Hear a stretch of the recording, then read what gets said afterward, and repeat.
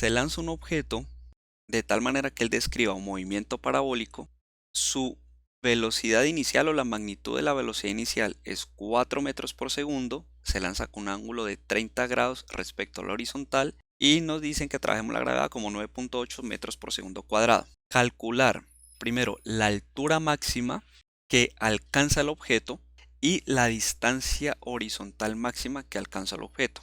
Es decir, esta sería la altura máxima y esta sería la distancia horizontal máxima que alcanza el objeto. Entonces vamos a solucionar y aquí yo voy a colocar las ecuaciones de acuerdo a mi sistema de referencia. Por lo tanto, para la ecuación a lo largo del eje X, posición inicial del objeto de acuerdo a la coordenada X, 0. Ahora, P sub 0 coseno, que sería la componente X del vector velocidad inicial por el tiempo. Y ahí ya está la ecuación para la coordenada X. Ahora, para la coordenada Y, recuerden que esto es X como función del tiempo. Vamos a ponerlo por acá. X como función de t. Y este Y como función de t también. Entonces, posición inicial del objeto de acuerdo al eje Y, 0. Componente Y de la velocidad inicial por t. Y recuerden que aquí hay un término, un medio de g por t cuadrado. La pregunta es, ¿qué signo tiene este término que está acá? ¿Es positivo o es negativo? Miremos que, o tengamos en cuenta que g siempre va a apuntar hacia abajo, pero de acuerdo a nuestro sistema de referencia, él está apuntando hacia las y negativas, porque yo escogí y positivo hacia arriba. Entonces g apunta en esta misma dirección, las y negativas. Así es como escogemos el signo. Por lo tanto, aquí va menos.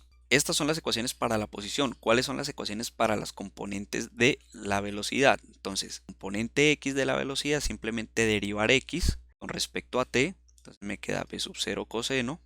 Y la componente y de la velocidad como función de t. Bueno, aquí función de t y b sub y como función de t sería derivar y con respecto a t. Entonces esto me quedaría p sub 0 seno de teta menos g por t, porque recuerden que estamos derivando t cuadrado. La deriva de t cuadrado con respecto a t obviamente sería 2t. Y el 2 del numerador se cancela con este denominador que está acá, con el 2 del denominador. Listo, ahí ya están las 4 ecuaciones del movimiento. Ahora, ¿cómo hago para calcular la altura máxima? Entonces aquí hay que tener en cuenta algo y como yo les decía en veces anteriores, uno tiene que tratar de ver el problema lo más sencillo posible. No es llegar y tener este sistema de ecuaciones y quererlo resolver a las malas.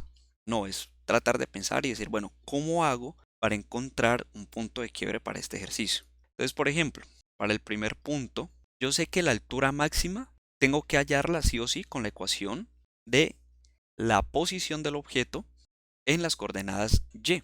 No tiene que ver con x, tiene que ver con y porque estoy hablando de alturas. Pero aquí hay un problema. ¿Quién es el tiempo? O sea, ¿cuánto tiempo demora en recorrer el objeto? La distancia que va desde este punto hasta el punto de la altura máxima. ¿Cuánto tiempo se demora?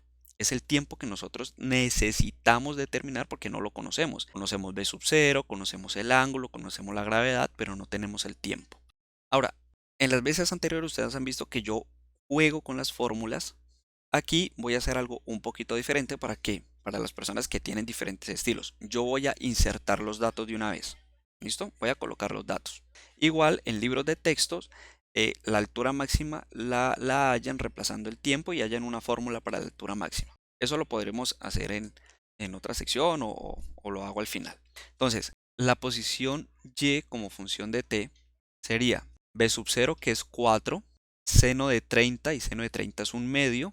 Entonces aquí me va a dar 2 metros por segundo t menos un medio de 9.8 que sería 4,9 metros por segundo cuadrado t cuadrado. Entonces aquí nosotros podemos hacer una cosa para que nos quede un poco más sencillo esto y es omitir las unidades. Como mi tiempo lo quiero trabajar en segundos y todas mis unidades están en segundos y aparte las distancias en metros, entonces yo puedo obviar las unidades y decir, bueno, esto es 2t menos 4,9 t cuadrado. Y aquí ya está. Omití las unidades porque entonces aquí ya está esta cosa y para la componente en y sería b sub 0 seno, que sería 2 menos 9,8 por t. Y aquí ya están. Están mis dos ecuaciones a lo largo del eje y para calcular la altura máxima. Ahora, ¿cómo hallo esa altura máxima? Ya dije que necesitaba el tiempo. ¿Cómo hallo el tiempo? Entonces, aquí viene una pregunta interesante. Miren que la velocidad del objeto, tiene dos componentes. Va a tener una componente horizontal y una componente vertical. Componente horizontal, componente vertical. Componente horizontal, componente vertical. Porque la velocidad, recuerden que al ser la derivada de la posición, significa que ella es tangente a la curva. Entonces, este vector tiene dos componentes, uno en X y uno en Y. La pregunta aquí sería, ¿cómo es la componente de la velocidad, la componente a lo largo del eje Y de la velocidad en el punto de altura máxima? ¿Qué ocurre en la altura máxima con el objeto? Pues que el objeto llega hasta ahí, a la altura máxima, sube hasta la altura máxima y empieza a descender. Entonces miren que en el punto de altura máxima, ¿qué característica tiene esta componente de la velocidad, la componente Y de la velocidad? ¿Cuánto debe valer? La componente de la velocidad a lo largo del eje Y, solo a lo largo del eje Y, es igual y debe ser así. ¿Por qué razón? Miremos el caso contrario. ¿Qué pasa si ella es diferente de cero? Si ella es diferente de cero, el objeto no desciende. Ella, en vez de hacer esto, ¿ella qué haría? Sigue subiendo y sigue subiendo y sigue subiendo. Pero en la altura máxima, la componente de la velocidad tiene que ser cero.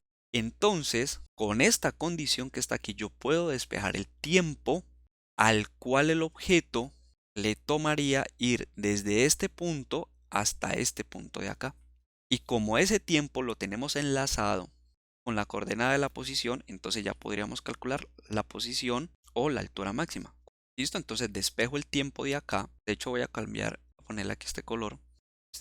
Este 0 de aquí es porque se obtiene a la altura máxima. Entonces yo despejo t de acá. Entonces este sería 2 sobre 9,8. ¿Listo? Y esto me tiene que dar en segundos. Ustedes lo pueden verificar. Por lo tanto, el tiempo, vamos a colocarle un tiempo, digamos tiempo de subida, de sub s, porque ya es el tiempo al cual sube hasta la altura máxima. Entonces esto sería, pongámosle 0,2.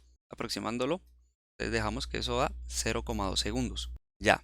Ahora recuerden que este es el tiempo de subida, de ir desde este punto hasta este punto. O sea que en este punto yo ya obtengo la altura máxima. O sea que Y evaluado en 0,2 segundos, ya le podemos dar un nombre especial. Le podemos dar el nombre H máximo.